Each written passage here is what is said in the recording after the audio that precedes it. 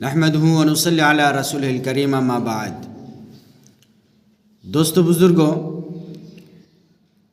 অনেকে বলে যে হুজুর সেহরি যদি খাওয়া না হয় তাহলে আমাদের রোজা হবে কি হবে না।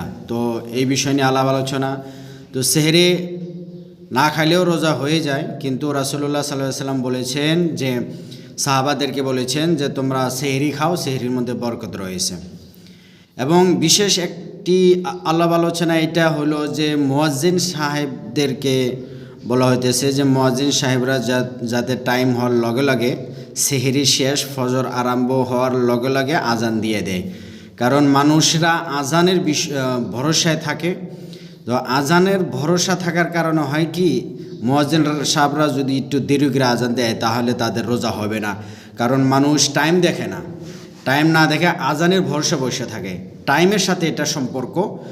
টাইম হওয়ার সাথে সাথে রোজা আমাদের টাইম, এখন আমরা খাইতে পারবো কি খাইতে পারবো না এই বিষয় না, কথা হলো যে টাইম হওয়ার লগে লগে আমরা খানা দানা ইত্যাদির থেকে ফারিগ তার যাতে আগেই হয়ে যায়।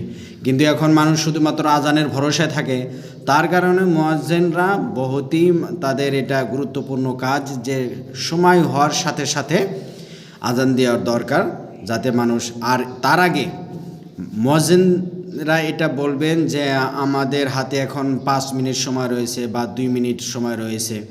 তো ওই সময়টা বলার পর যখন সময় প্রবেশ করবে, ফজরের সময় আরম্ভ হয়ে যাবে, লগে লগে আজান দেওয়া, যাতে মানুষের রোজা সুরক্ষিত থাকে, মানুষের রোজা যাতে নষ্ট না হয়।